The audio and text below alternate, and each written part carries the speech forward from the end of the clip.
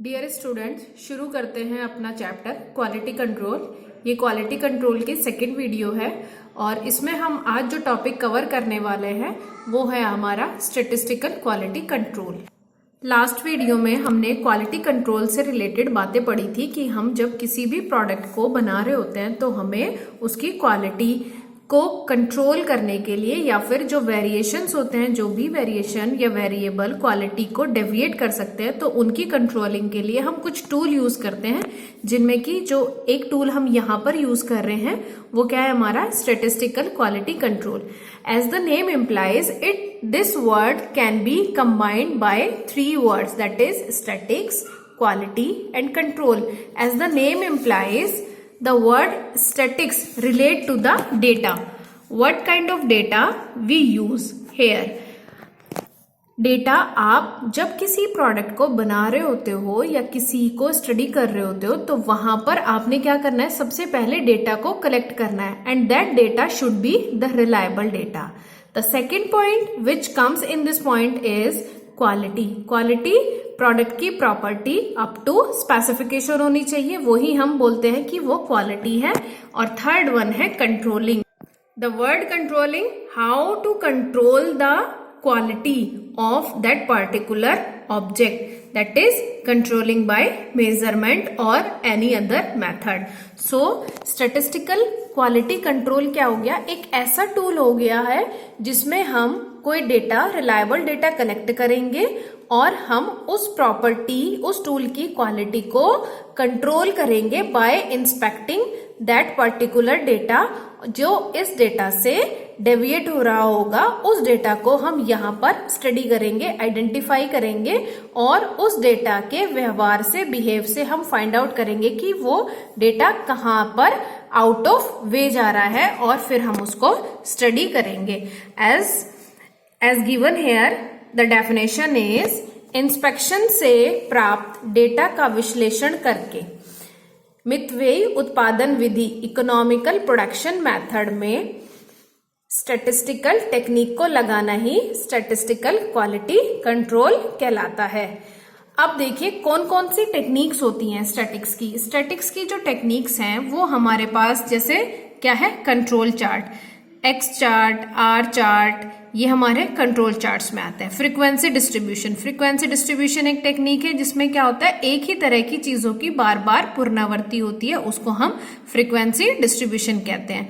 Next है हमारा sampling technique. Sampling technique में हम क्या करते हैं, हमारे पास एक बहुत बड़ा लोट होता है, उस लोट में से हम क्या करते हैं, एट रैंडम कोई भी सैंपल चूज करते हैं और फिर उसके हिसाब से हम उसको इंस्पेक्ट करते हैं। और भी हमारे पास कुछ अदर मेथड्स होते हैं जो किस में आते हैं, स्पेशल मेथड्स में आते हैं। तो ये चार मेथड्स क्या हैं, ये चार मेथड हमारे स्टैटिस्टिकल टेक्निक है। कौन कौन से, control chart, frequency distribution, sampling technique और स्पेशल मेथड। तो हम क्या बोल रहे हैं स्टैटिस्टिकल टेक्निक में, स्टैटिस्टिकल टेक्निक में इन चार मेथड्स को जब क्वालिटी कंट्रोल के लिए यूज किया जाता है तो इसको हम बोलते हैं स्टैटिस्टिकल क्वालिटी कंट्रोल कहा जाएगा। अच्छा, फिर नेक्स्ट क्या है, अंकों के समूह को कलेक्ट करना, फिर उनको ऑर्गेनाइज करना और उनको इंटरप्रेट करने की विधि को हम स्टैटिस्टिकल मेथड कहते हैं।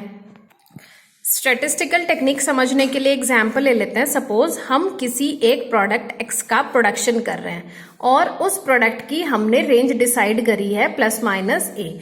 तो सपोज हमारे प्रोडक्ट की जो डायमेंशन थी वो सपोज स्मॉल एक्स है और आपने क्या करा है, उसके लिए एक +a और एक -a आपने रेंज डिसाइड कर दी। अब जब हम पार्ट का प्रोडक्शन कर रहे हैं, सपोज एक टाइम में 10 पीस प्रोडक्ट हो रहे हैं, ठीक है, number of product is produces suppose 10।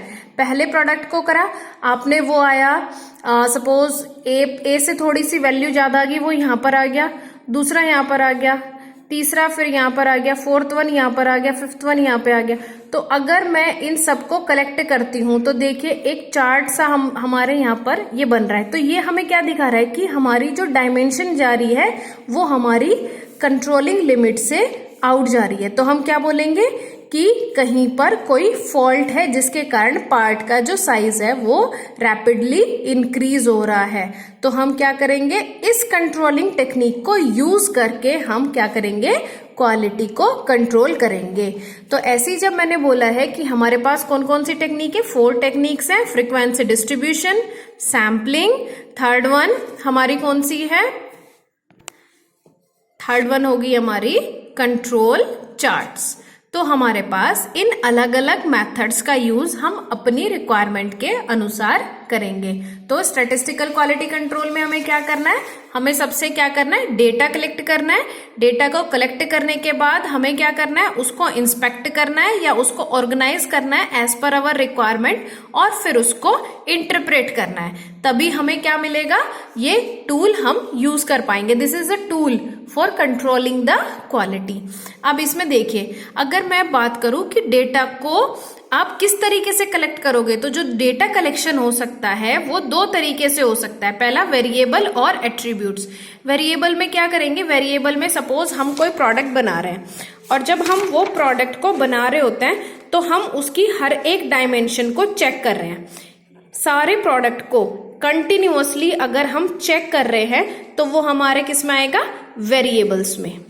दूसरा, अगर हम एट्रीब्यूट्स ऐसा कंसीडर करिए कि एक प्रॉपर्टी है या फिर एक पर्टिकुलर है डायमेंशन, और हम इसी डायमेंशन को ही बस क्या करेंगे, हमने सार मान लिया। जैसे कि हमारे पास हमें कोई एक छड़ बनानी है जिसकी लेंथ हमें 30 mm रखनी है, तो हमें क्या चेक करना है, केवल हमें ये देखना है, अगर हमने कोई गेज यूज करा तो हम केवल उसकी अपर लिमिट और लोअर लिमिट चेक करेंगे कि अगर वो अपर लिमिट से ज्यादा है, लोअर लिमिट से कम है, तो हम इसी के हिसाब से क्या करेंगे, just to check the attributes. केवल हमने एक पॉइंट को चेक किया है, बाकी हमें किसी पॉइंट को चेक करने की जरूरत नहीं है। तो ये हमारा क्या हो गया, वेरिएबल्स और एट्रीब्यूट्स। वेरिएबल में हमें हर एक पॉइंट को चेक करना है, और एट्रीब्यूट्स में हम किसी एक पर्टिकुलर प्रॉपर्टी को ही चेक करते हैं।